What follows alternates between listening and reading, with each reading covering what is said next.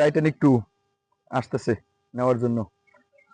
আসসালামু আলাইকুম দর্শক, আশা করি সবাই ভালো আছেন। আপনার দয়ায় আমি খুব ভালো আছি। আমি আইয়ুব খান, ভাই বোন ফার্ম হাউস, মুলাদি উপজেলা, বরিশাল। আজকে চলে আসলাম অনেকদিন পরে আবার নৌকা নিয়ে নদীর পাড়ে আমার ঘাস চাষ করা।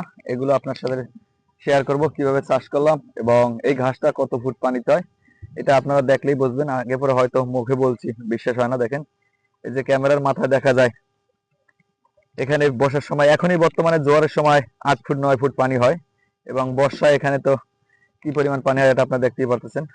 এগুলো নিয়ে আলোচনা করব, আশা করি পুরো ভিডিও জুড়ে থাকবেন ইনশাআল্লাহ।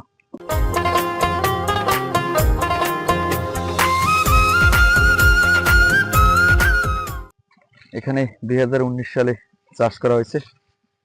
তবে চাষ করার শুরুতে একবার সার প্রয়োগ করছিলাম, আর করা হয় নাই।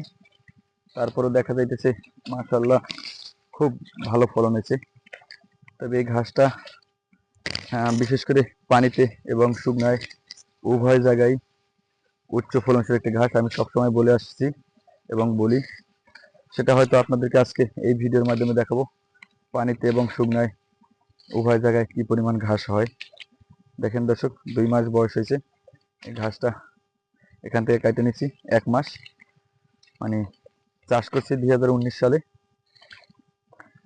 আর যেহেতু নদীর পাড়ে সার দেওয়ার ব্যবস্থা নাই, ফলনটা একটু কম আসে। কম আসে বলতে আপনারা সবাই জানি সার দিলে দ্রুত ফলন বৃদ্ধি পায়। যেহেতু সার দেওয়ার ব্যবস্থা খুবই কম, কারণ এখানে 24 ঘন্টার মাঝে জোয়ারে পানি ওঠে, ভাটা নেমে যায়, আবার আসে, কারণ 2বার জোয়ার ওঠে।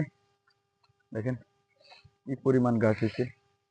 আপনারা চাইলেও এই ঘাসটা পানিতে এবং শুকনাতে উভয় জায়গায় চাষ করতে পারেন, যেহেতু উচ্চ ফলনশীল একটি ঘাস। দেখেন দর্শক কি পরিমাণ ঘাস আর ফলন।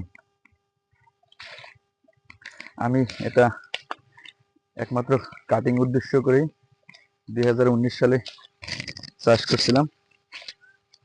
ওই সময়টায় এই ঘাসটার প্রচুর চাহিদা ছিল, এখনো আছে, কারণ পানিতে শুকনাতে উভয় জায়গায় বাংলাদেশে আমরা জানি সবাই 2টা ঘাস খুব ভালো হয়।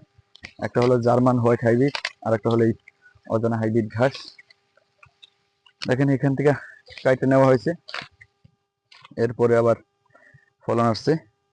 ঘাস কাটার নিয়ম হয়েছে গোড়াইয়া, কিন্তু যেহেতু জোয়ার ভাটায় পানি ওঠে, ঘাস কাটি সকালবেলা, ওই সময়টায় আপনার পানি বেশি থাকে, যার কারণে উপর থেকে কাটা হয়।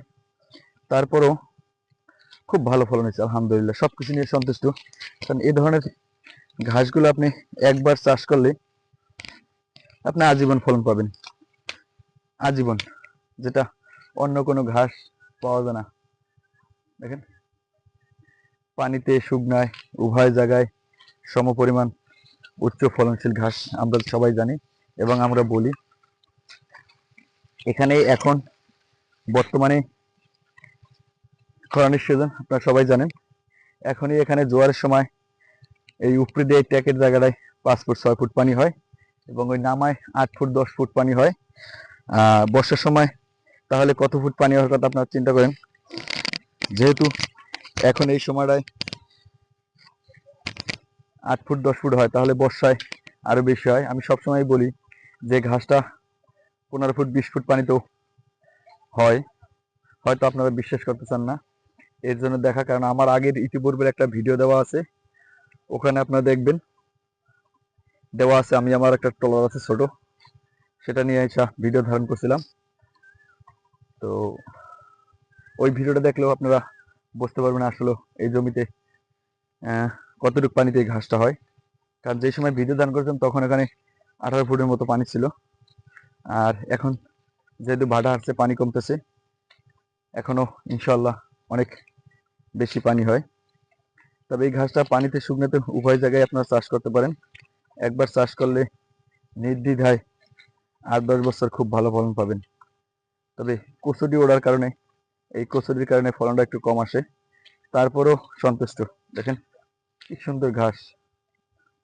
আপনারা চাইলেও এ ধরনের পদ্ধতি অবলম্বন করে এই ঘাসগুলো চাষ করতে পারেন, আজীবন ফলন পাবেন ইনশাআল্লাহ।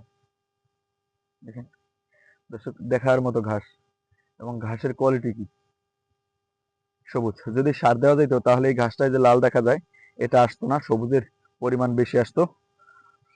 তো যাই হোক দর্শক, অনেক কিছুই বললাম আপনাদের সাথে, অনেক শেয়ার করলাম। আশা করি আপনারাও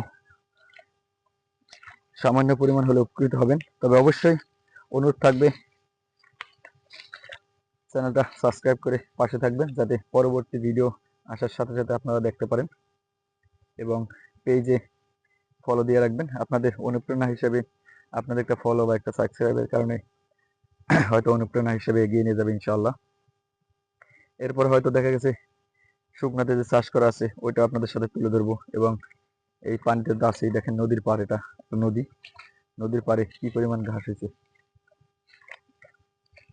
দর্শক, এই হলো শুকনা জমিতে চাষকৃত আমার অজানা হাইব্রিড ঘাস। যেমন বর্ষার সময় যখন চাষ করেছিলাম তখন এখানে পানি ছিল, এবং এখন শুকনা। এবং এই দেখবেন এই ঘাস কাটার পরে এগুলোতে আবার ঘাস বের হয়ে আসবে। যেমন আমি এখানে এই ঘাস কাটে নিয়ে যাওয়ার পরে পানি দিব, সার দিব, আবার উপযোগী হয়ে যাবে। তো পানিতে এবং শুকনাতে উভয় জায়গায় এই উচ্চ ফলনশীল ঘাসটা দেখেন দর্শক, এগুলো হয়েছে কাটিং এর মান 100% পরিপক্ক এবং ফ্রেশ কাটিং। দেখেন কি সুন্দর ঘাসের কাটিং।